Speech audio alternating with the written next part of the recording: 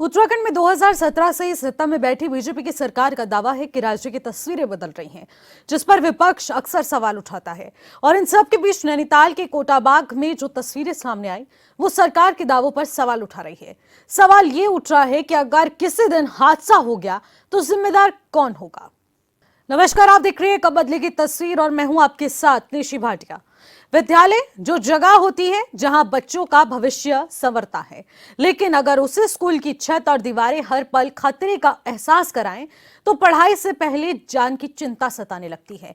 कुछ ऐसी ही तस्वीरें नैनीताल जिले के कालाडूंगी क्षेत्र के पीएम श्री राजकीय बालिका इंटर कॉलेज की हैं। कोटाबाग से ये तस्वीरें सामने आई जहां छात्राएं जर्जर भवन में अपनी जान जोखिम में डालकर पढ़ाई करने को मजबूर है। हम जिस बिल्डिंग में बैठते हैं वो बहुत ही खतरनाक है। वहाँ पे डर रहता है कि मलबा गिरने का, रेता गिरने का। हमारे स्कूल की बिल्डिंग में बहुत सारी दरार आ रखी है और इस बिल्डिंग की हालत थोड़ी खराब है, तो हमें भूकंप में भी कभी डर लगता है कि हाँ, ये बिल्डिंग में थोड़ा खतरा ना हो। पुरानी है, थोड़ा जर्जर है, पर इसका प्रस्ताव गया है शासन को और इसमें कार्रवाई भी हो रही है और ये ध्वस्तीकरण के लिए प्रस्तावित भी है। इसका आ भी गया है प्रस्ताव, केवल अभी आंगन मांग रखा है, तो तुरंत इसमें कार्रवाई होगी क्योंकि अधिकारियों का निरीक्षण यहाँ हो चुका है और जल्द ही इसकी कार्रवाई होने वाली है क्योंकि प्रस्ताव तुरंत ही जाएगा तो कार्रवाई हो जाएगी। प्रस्ताव कितना टाइम हो गया? इसमें प्रक्रिया तो काफी समय से चल रहा है, काफी निरीक्षण हुए, इंजीनियर से काफी एक्सपर्ट्स भी आ गए। अब मुझे ही खुद नहीं, यहाँ ज्यादा टाइम नहीं हो रहा फिलहाल तो, पर ये तो आपको 2 साल से नहीं, उससे हो गए 1 साल के बाद तो काफी कार्रवाई चल रही है। मैं यहाँ हिंदी की शिक्षिका हूँ और जहाँ तक मेरा मानना है, हमारे विद्यालय की बिल्डिंग की स्थिति बहुत अच्छी नहीं है। यहाँ अक्सर मलबा गिरता रहता है, जिससे हमें अपने बच्चों का और स्वयं की जान माल का खतरा बना रहता है।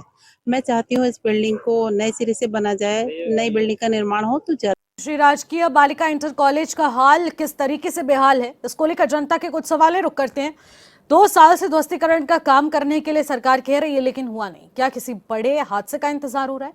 पीएम श्री स्कूल में सुरक्षित नहीं रहे हैं छात्र। अब छात्राओं की सुरक्षा एक बड़ा सवाल बन चुकी है। जब भवन असुरक्षित है तो पढ़ाई कैसे होगी?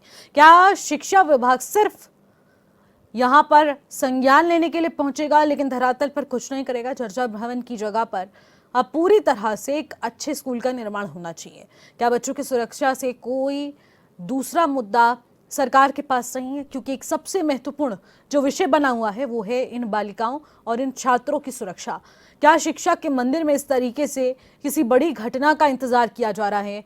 क्या तकतकी लगाए बैठे हैं ये अधिकारी कि कब कोई एक बड़ी घटना घटे और उसके बाद इस पर त्वरित कार्रवाई की जाए और फिर उसके बाद मुआवजा दे दिया जाए और किसी तरीके से जनता यहां पर यूं ही पढ़ने आती रहे? देखिए, समझने की जरूरत है। क्या हादसे के बाद सिस्टम जागेगा? स्कूल की छत पूरी तरह से मुसीबत बन चुकी है। 2 साल से प्रस्ताव है लेकिन कार्रवाई नहीं है। पीएम श्री स्कूल की बदहाल तस्वीरें हैं। पढ़ाई कम है, हादसे का डर ज्यादा नजर आ रहा है। खस्ताहाल भवन में शिक्षा का संकट गहरा रहा है। तो समझ सकते हैं कि कागजों में विकास जरूर दिखाई दे रहा है लेकिन स्कूल जर्जर अवस्था में है। दावे मजबूत हैं लेकिन स्कूल भवन की दीवारें पूरी तरह से कच्ची पड़ी हैं। पीएमसी स्कूल में मौत का साया मंडरा रहा है। जर्जर भवन में चल रही है पढ़ाई, तो समझिए कि ऐसे बारिश भरे मौसम में भी अगर इसी तरीके से पढ़ाई जारी रही तो किसी दिन एक बड़ा हादसा हो सकता है और उस हादसे का गम उनके पेरेंट्स पर जरूर नजर आएगा। दूसरी तरफ सरकार इस पर क्या संज्ञान लेगी, ये भी देखने की बात रहेगी। लेकिन बेटों की पढ़ाई या फिर बड़ा खतरा एक सवाल बन चुका है। दूसरी तरफ जर्जर स्कूल पर प्रशासन पूरी तरह से मौन है। कब टूटेगा ये स्कूल और एक नए स्कूल का निर्माण होगा? यहाँ इसी जमीन पर कब तक इस भवन का निर्माण होगा? ये अपने आप में गंभीर सवाल बना हुआ है। जरा समझिए कि पीएम राजकीय बालिका इंटर कॉलेज के जो हाल हैं वो बद से बदतर हो चुके हैं। जर्जर भवन में जान जोखिम में डालकर छात्राएं पढ़ने को जाती हैं। अब आप समझिए कि सरकारी स्कूलों में बच्चे क्यों नहीं पढ़ते। एक मुख्य कारण ये भी है कि भवन इस जर्जर अवस्था में पड़े रहते हैं कि वहां पर जाने से पहले 10 बार सोचना पड़ता है कि आखिरकार क्या हमारा बच्चा जो भविष्य की तैयारी करने के लिए स्कूल में पढ़ने जा रहा है, क्या वो अपने भविष्य को अंधकार में रख के अपनी जान जोखिम में डालने जा रहा है? ये एक अपने आप में बड़ा सवाल है। एक बेहतर इंफ्रास्ट्रक्चर भी प्रशासन शासन के द्वारा नहीं उपलब्ध कराया जा रहा है और सरकार हर वर्ष शिक्षा के क्षेत्र में लाखों करोड़ों रुपए का बजट जारी करती है और उसके बावजूद भी आप देख सकते हैं स्थिति कि किस तरीके से छत टूटने को पड़ी है और कभी भी यह हादसा हो सकता है कभी भी लेंटर गिर सकता है, इन बच्चों के सर पर गिर सकता है, किसी को गंभीर चोटें आ सकती हैं, किसी की जान जा सकती है। लेकिन उसके बावजूद अभी कोई भी प्रशासनिक अमला तैयारियों और व्यवस्थाओं का जायजा लेने के लिए नहीं पहुंच रहा है कि हो तो हो क्या रहा है। तो पीएमश्री राजकीय बालिका इंटर कॉलेज के हाल जो इस तरीके से बद से बदतर हो चुके हैं, इस पर नजर डालेंगे और जिम्मेदारों से सवाल भी करेंगे कि आखिरकार इस अवस्था में स्कूल क्यों पहुंचा हुआ है। आखिरकार जो लाखों करोड़ों रुपए का बजट शिक्षा विभाग को जारी किया जाता है, उसका इंतजाम क्यों नहीं हो पा रहा है। राहुल पंत हमारे साथ इस वक्त जुड़ चुके हैं, जो कि एक समाज सेवी हैं, और एक और समाज सेवी हमारे साथ जुड़ रहे हैं, कमल बोहरा, और भूपेंद्र सिंह पन्नू इस ग्राउंड जीरो से हमारे साथ बन चुके हैं। भूपेंद्र, सबसे पहले आपका रुख करना चाहूंगी। भूपेंद्र, जानना चाहूंगी कि आखिरकार स्कूल की वाकई तस्वीरें क्या कुछ हैं? क्या वाकई बच्चे अपने भविष्य और अपनी जान दोनों जोखिम में डालकर यहाँ पढ़ाई करने को मजबूर है? बिल्कुल निशी, मैं आपको बता दूं कि जिस तरीके से आप विजुअल के माध्यम से देख रहे हैं हाँ। कि किस तरीके से इस स्कूल की स्थिति है, और यहाँ लगभग 200 से 300 छात्राएं पढ़ती हैं, और आप ये अंदाजा लगा लीजिए कि इन अगर जो पंखा चल रहा है, जिस तरीके से बिल्डिंग की हालत है, और ये अगर पंखा गिर जाए तो छात्रों के साथ कितनी बड़ी दुर्घटना हो सकती है। तो कहीं ना कहीं जो शासन प्रशासन है, ये मुझे लगता है कि किसी बड़ी दुर्घटना का इंतजार कर रहा है। उसके बाद, क्योंकि 2 साल लगभग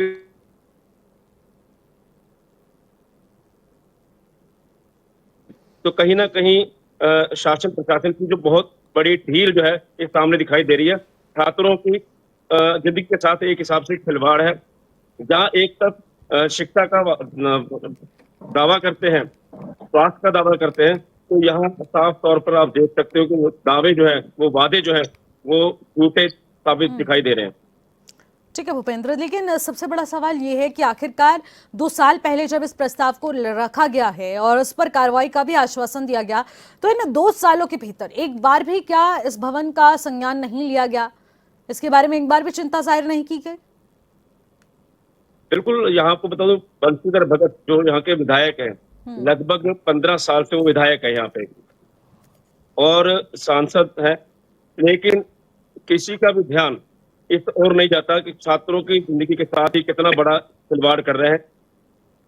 कहीं ना कहीं इनको आके इनको देखना चाहिए कि जो बच्चियां 200 से 250 बच्चे पढ़ती हैं, तो उनके जीवन के साथ ही किस तरीके से खिलवाड़ कर रहे हैं। एक बार इनको यहाँ आकर झांकना चाहिए, और जहां इन्होंने 2 साल पहले इसको ध्वस्तीकरण का आदेश किया था, तो लगभग देखो 2 साल का समय जो होता है काफी होता है, ठीक है, लेकिन 2 साल के समय में भी ठीक है, इन्होंने किसी तरीके का भी जो कदम है, ठोस कदम जो है, वो नहीं उठाया। जी निकी। ठीक है, आती हूँ आपके पास भूपेंद्र, आप बने रहिएगा हमारे साथ। राहुल, आपके पास आना चाहूंगी, और राहुल आपसे जानना चाहूंगी कि आखिरकार इस तरीके से पीएम श्री विद्यालय की तस्वीरें क्यों बनी हुई है? आखिरकार यहाँ पर क्या शिक्षा के बजट का कोई अभाव यहाँ पर नजर आ रहा है, या फिर प्रशासनिक ढील है, या फिर क्या दिक्कतें आ रही हैं जिसके चलते इस भवन का निर्माण नहीं हो रहा है? और निर्माण तो आखिरकार छोड़ ही दीजिए, ध्वस्तीकरण की कार्रवाई क्यों नहीं हो पा रही है? देखिए, जो यह विद्यालय है, यह कोटबाग जो पहाड़ी क्षेत्र है और मैदानी क्षेत्र में एकमात्र ऐसा विद्यालय है जो छात्राओं के लिए है। तो काफी बड़ी तादाद में यहाँ पर छात्राएं अध्ययनरत हैं, और पूर्व में भी हमारे द्वारा काफी बार ऐसा प्रयास किया गया कि उच्च अधिकारियों को संज्ञान में लाने का, कि आप इस विषय में काम कीजिए, और जो अभिभावक संघ है वहाँ का, उनके द्वारा भी प्रयास किया गया। लेकिन होता क्या है कि एक तो जो अधिकारीगण है वो बिल्कुल तीर्ण हो चुके हैं ये कार्यों को लेकर, क्योंकि तो अधिकारी टिक ही नहीं पा रहे हैं। क्योंकि कोई अधिकारी आ रहा है तो 1-2 महीने में उनका ट्रांसफर हो जा रहा है, फिर नए अधिकारी को सारी चीजें नई तरीके से समझानी पड़ रही हैं। और दूसरा जो शिक्षा का स्तर है, आप देख सकते हैं उत्तराखंड में क्या इस समय स्थिति है कि काफी सारे हमारे क्षेत्र में प्राइमरी स्कूल तो बंद हो गए हैं। लेकिन राहुल, यहाँ पर हमारे संवाददाता भूपेंद्र बता रहे हैं कि 200 से अधिक ऐसी बालिकाएं हैं जो कि इस इंटर कॉलेज में पढ़ रही हैं, और उनके भविष्य से जुड़ा एक बहुत बड़ा सवाल है जो कि शिक्षा विभाग पर जरूर उठता है, क्योंकि पीएम श्री विद्यालय है और उसको यूं नेग्लेक्ट भी नहीं किया जा सकता। लेकिन आखिरकार कहाँ ढील पड़ रही है? 2 साल पहले जब इसको लेकर प्रस्ताव रखा गया है तो क्यों नहीं हो पा रहा है? कहाँ लैक कर रही है?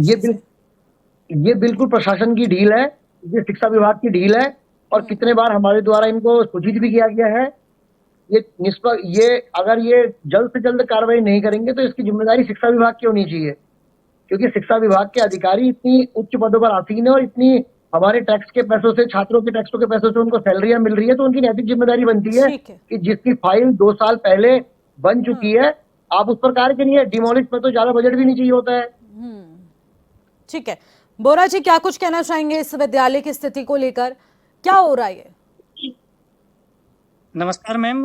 जी। विद्यालय की जो स्थिति है और पूर्व में भी लगातार इस स्थिति पर आवाज उठाई गई थी कि इसका सुधारीकरण हो। और आपको बताऊंगा मैम कि पूर्व में राज्य मुख्यमंत्री जी का दौरा था और उसमें एक अधिकारी जी भी थे, तो उनसे चर्चा भी हुई थी कि इस बिल्डिंग का शासन दिया था कि इस पर कार्य होगा, लेकिन कोई नहीं हुआ। एक विषय और भी है मैम, जो यह कॉलेज है वहां पर विषयों की भी कमी है। सही और भूगोल का विषय नहीं चलता है, उस विषय के हम प्रयास करते हैं, लेकिन आज भी वहां पर विषयों का नहीं किया। एकमात्र क्षेत्र का बालिका इंटर कॉलेज है, क्षेत्र से भी यहाँ पर बालिकाएं पढ़ने आती है, लेकिन नजर आ रही है। आदर्श विद्यालय होने पर यहाँ पर भूगोल नहीं विषय नहीं है। और दूसरा आप देखते हैं कि जो विद्यालय की स्थिति है काफी उधर है, बरसात के समय छात्रों को बैठने की परेशानी होती है। तो इस बरसात भरे मौसम में भी क्या यहाँ पर बच्चे पढ़ने के लिए पहुंच रहे हैं या फिर कोई अलग व्यवस्था की गई है इनकी? नहीं, अभी ऐसा जैसा कि जानकारी में चल रही है, लेकिन वो 2-3 साल से लगातार बिल्डिंगें बनी हुई है और वहां संख्या ज्यादा है, तो इनका भी प्रयोग किया जा रहा है, भी इन्हीं में चलाई जा रही है। ठीक है कमल जी, आप हमारे साथ बने रहिएगा। हमारे साथ अमन गोस्वामी जुड़ रहे हैं, यूकेटी के ब्लॉक अध्यक्ष हैं कोटाबाग से, उनसे सीधे बातचीत करने की कोशिश करेंगे। अमन, आखिरकार क्या कुछ कहना चाहेंगे आप कि जिस तरीके की अव्यवस्थाएं फैली हुई हैं? एक तरफ सरकार शिक्षा विभाग में बहुत ही करोड़ों रुपए का बजट जारी करती है, करोड़ों रुपए के बजट से कहा जाता है कि शिक्षा का स्तर बढ़ाया जा रहा है, शिक्षा के क्षेत्र में महत्वपूर्ण योगदान दिया जा रहा है और शिक्षा के क्षेत्र में ही पैसा लगाकर विकास किया जा रहा है। क्या वाकई में शिक्षा के लिए जो बजट जारी हो रहा है उसका सही तरीके से इस्तेमाल हो पा रहा है? तस्वीर आपके सामने है। जी मैम, ऐसा है, जो बजट शिक्षा के मामले में जो आप बता रहे हैं वो शायद कागजों तक ही सीमित रही है, लेकिन जो हमारी कोटाबाग बालिका इंटर कॉलेज की बिल्डिंग है इतनी जर्जर अवस्था में पड़ी हुई है। शायद सरकार या प्रशासन एक बड़े हादसे का इंतजार कर रही है। बच्चों को मुआवजा देकर टाल दिया जाएगा, नेताओं के इस्तीफा हो जाएंगे और प्रशासन का ट्रांसफर। क्या बच्चों की जान माल की जो कीमत है मात्र इतनी रह गई है तुम्हारे इस्तीफे तक और मुआवजे तक? हमें राम मंदिर जैसे भव्य मंदिर का निर्माण कर दिया, पूरे देश में खुशी की लहर है, और जो मेन विद्या का मंदिर है उसको तो आप इस अवस्था में छोड़कर जा रहे हो कि कल के दिन पंखे लटके हुए हैं और बाई चांस से जो स्लीपें हैं उसमें दरारें पड़ गई हैं, उसमें काई जम गई है। अगर बाई चांस से गिरते हैं तो किसी न किसी बच्चे के ऊपर पड़ेंगे और एक बड़ा हादसा हो जाएगा या घायल हो जाएंगे। क्या उसके बाद सोच लेगी सरकार को जरूर इसके ऊपर कुछ ना कुछ जो डिपार्टमेंट है उसके ऊपर भी कार्रवाई करनी चाहिए, या वो ऊपर तक ये बात नहीं पहुंचा पा रहे हैं, या जो प्रशासन है वो उसके प्रति जिम्मेदारी नहीं निभा रहा है। अगर प्रशासन जिम्मेदारी नहीं निभा रहा है तो उनका ट्रांसफर करो और उनका इस्तीफा मांगो। अगर जो गवर्नमेंट टीचर है वो ऊपर तक बात नहीं पहुंचा पा रही है तो उनके ऊपर कार्रवाई की जाए। क्या जिलाधिकारी के संज्ञान में यह पूरा प्रकरण है? क्योंकि लगातार अभिभावक भी इसको लेकर शिकायत करते हुए नजर आ रहे हैं, लेकिन अभिभावकों की ओर से जो मांग की जा रही है और 2 साल पहले भी इस प्रस्ताव पर चर्चा हुई, तो अभी तक जिलाधिकारी प्रशासनिक स्तर पर इसको लेकर कोई विशेष पहल? देखो, जिलाधिकारी तक तो ऐसा है, जो ये मुद्दा होता है, जो शिक्षा का मुद्दा होता है, ये कोई आवाज पहुंचाने वाला ना भी हो तो जिलाधिकारी को जिम्मेदारी लेनी चाहिए। हाँ, बिल्कुल बिल्कुल। जिस जिले के अंतर्गत स्कूल आते हैं उसमें जाके स्कूल की व्यवस्था देखी जाए, स्कूल की अवस्था देखी जाए कि किस हालत में पड़ा हुआ है। उसमें संज्ञान केवल जिलाधिकारी ही ले सकता है, वही ऊपर तक बात पहुंचा सकता है। लेकिन मैं ये मानता हूँ कि ऊपर सरकार तक या किसी जिलाधिकारी तक या एसडीएम उप जिलाधिकारी तक ये बात नहीं पहुंचती है तो वो उनकी जिम्मेदारी है। तो आखिरकार जिलाधिकारी भी क्या इसको लेकर जिसे कहेंगे प्रयासरत नहीं है, संज्ञान नहीं ले रहे हैं? हीला हवाली क्या जिलाधिकारी की ओर से की जा रही है? देखो, जिलाधिकारी को मैंने वही बात कही, जो जिलाधिकारी है उनका तो फर्ज बनता है कि मैं अपने एरिया, लेकिन उनका फर्ज जरूर बनता है, लेकिन क्या अभिभावकों की ओर से एक ज्ञापन जिलाधिकारी को सौंपा गया है इस विद्यालय की जर्जर अवस्था को लेकर? मैम इस बारे में कोई जानकारी नहीं है, लेकिन मुझे ऐसा लग रहा है कि ठीक है। यहाँ की जनताओं ने कितने बार, प्रतिनिधियों ने कितने बार इसके खिलाफ आवाज उठाई है कि यहाँ जो है नई बिल्डिंग का निर्माण कराया जाए। ठीक है। ऊपर से अभी तक कोई वो नहीं लिया गया, एक्शन अभी तक नहीं लिया जा रहा है। ठीक है अमन जी, बहुत बहुत शुक्रिया हमारे साथ जुड़ने के लिए, तमाम बातचीत करने के लिए। तो देखिए, किसी दिन बड़ा हादसा जरूर हो सकता है। जिलाधिकारी मुख्य रूप से यहाँ संज्ञान लेने के लिए नहीं पहुंच रहे हैं, और संज्ञान लेने नहीं पहुंच रहे हैं क्योंकि खुद की जिम्मेदारी भी बनती है। पीएमसी विद्यालय है, बालिकाओं की चिंता करनी उनकी जरूरत है, और आखिरकार अपने क्षेत्र में इस तरीके से विकास अधर में लटका हुआ है, किसी की जान पर जोखिम बना हुआ है, तो इस पर संज्ञान लेना बेहद जरूरी हो जाता है। लेकिन भूपेंद्र, आपसे जानना चाहूंगी, फाइल कहां तक पहुंची? 2 साल बीत चुके हैं, अभी तक इस पर संज्ञान क्यों नहीं लिया जा रहा है?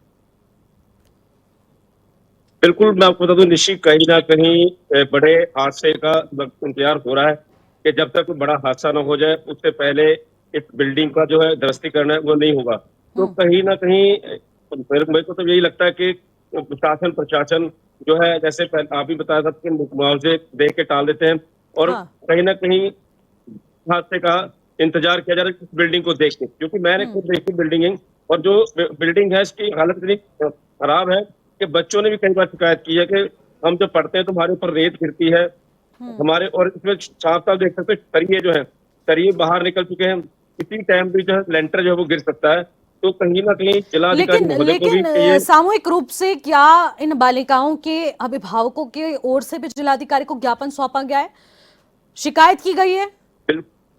बिल्कुल निश्चित अभिभावकों की तरफ से जवाब शिकायत की क्या गई, मिलता है सभी अधिकारी के सामने से, अधिकारियों के द्वारा? आश्वासन, सिर्फ आश्वासन हाँ।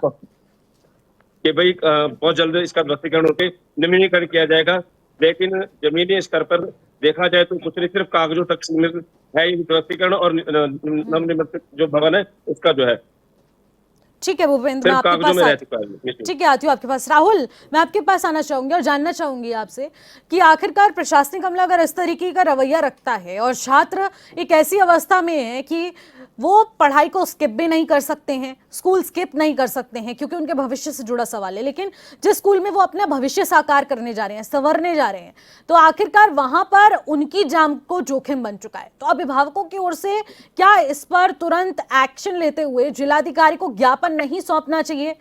उनको तुरंत प्रेशर क्रिएट करके ये नहीं कहना चाहिए कि हमारी बालिकाएं इस वक्त खतरे में है, ये भवन का निर्माण होना चाहिए, तुरंत इस पर कार्रवाई होनी चाहिए? मैं आपकी बात से पूर्णतः सहमत हूँ, और मैं आपके संज्ञान में एक विषय और लाना चाहूंगा कि जो ये विद्यालय है ये कोटाबाग मुख्य बाजार में स्थित है और विकास खंड के बिल्कुल सामने स्थित है। तो अधिकारी तो ये कह ही नहीं सकते कि ये स्कूल हमने नहीं देखा, क्योंकि विकास खंड में तमाम बैठकें होती हैं, तमाम उच्च अधिकारी आते हैं, तमाम रोज जनता दरबार लग रहे हैं, सरकार के द्वारा बहुउद्देशीय शिविरों का आयोजन हो रहा है, जन जन की सरकार जन जन के द्वार कार्यक्रम चल रहे हैं, क्षेत्र पंचायत सदस्यों की बैठक हो रही है, तो उसमें तमाम हमारे जो मुख्य विकास अधिकारी हैं या जो जिला शिक्षा अधिकारी हैं सब लोग आ रहे हैं और सब देख रहे हैं, और रोज हमारे क्षेत्र के विधायक जी हों या सांसद जी हों रोज इस क्षेत्र में आ रहे हैं और उसी विद्यालय के सामने विकास खंड में रोज मीटिंग कर रहे हैं। तो आप ये तो कह ही नहीं सकते कि इनको जानकारी नहीं है। बिल्कुल, ये तो जाहिर है कि आखिरकार जब मुख्यालय के सामने ही यहाँ पर ये स्कूल भवन बना हुआ है, तो अगर इसी पर ही नजर न जाए तो ऐसा हो नहीं सकता, लेकिन अगर देखकर भी अनदेखा किया जा रहा है तो एक गंभीर विषय बन जाता है। जिलाधिकारी इस पर संज्ञान नहीं ले रहे हैं, प्रशासनिक अमला जागने को तैयार नहीं है, तो यानी कि साफ है कि किसी बड़े हादसे का इंतजार हो रहा है, और बड़ा हादसा टालना भी हमारी जिम्मेदारी बनती है क्योंकि वो हमारे बच्चे हैं, हमारे बच्चे स्कूल जा रहे हैं, उनके भविष्य से जुड़ा सवाल है। लेकिन दूसरे तौर पर देखने को मिलेगा कि आखिरकार क्या कुछ अलग व्यवस्था की जाएगी इनके लिए, क्या नए भवन का निर्माण होगा, ध्वस्तीकरण की कार्रवाई जब भी हो, लेकिन नए भवन का निर्माण क्या हो रहा है, क्या क्लस्टर स्कूल्स में इनको पूरी तरह से ज्वाइन किया जा रहा है, और आखिरकार शिक्षा विभाग जो बजट जारी कर रहा है इन बच्चों को कोई सहायता दी जाएगी इस रूप में, ये भी देखने वाली बात रहेगी। लेकिन फिलहाल कमल जी, आपके पास आती हूँ और मैं आपसे जानना चाहूंगी कि आखिरकार अगर प्रशासनिक अमला एक तरफ संज्ञान लेने को तैयार नहीं है, दूसरी तरफ अभिभावक अपनी चिंता में है क्योंकि उनके बच्चे ऐसे जर्जर भवन में पढ़ाई करने गए हुए हैं, तो आखिरकार इस स्थिति में कैसे अपना गुजर बसर हो पाएगा, कैसे जिंदगी कट पाएगी?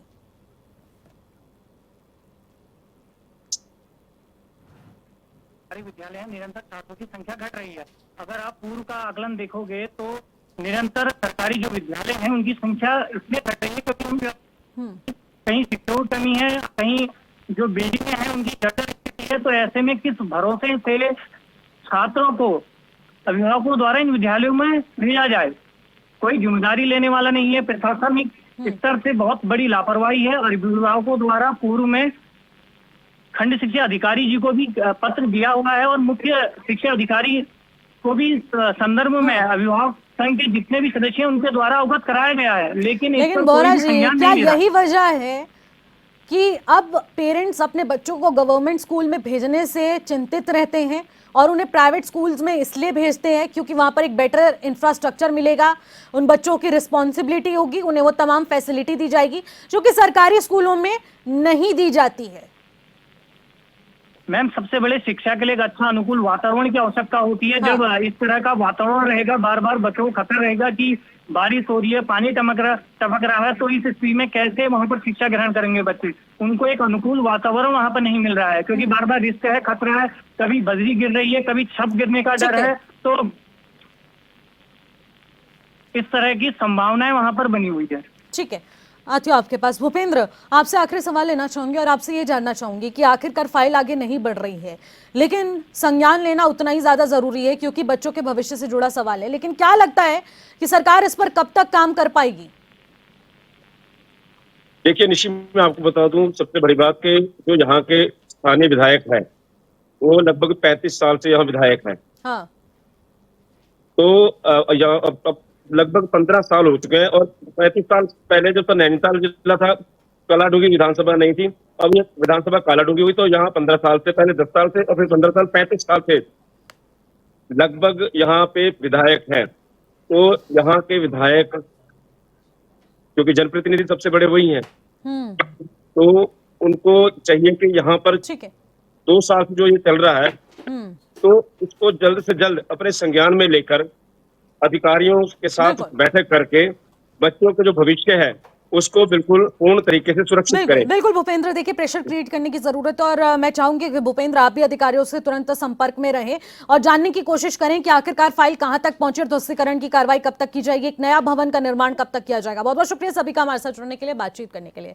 तो देखिए, किसी दिन बड़े हादसे का इंतजार तो जरूर किया जा रहा है, लेकिन उससे पहले सरकारी अमले को जागने की जरूरत है क्योंकि यहाँ पर बच्चों के भविष्य से जुड़ा हुआ सवाल बहुत बड़ा है और आखिरकार इस पर कब तक संज्ञान लिया जाएगा, जल्द आपको अपडेट कराएंगे। फिलहाल मुझे दीजिएगा इजाजत, नमस्कार।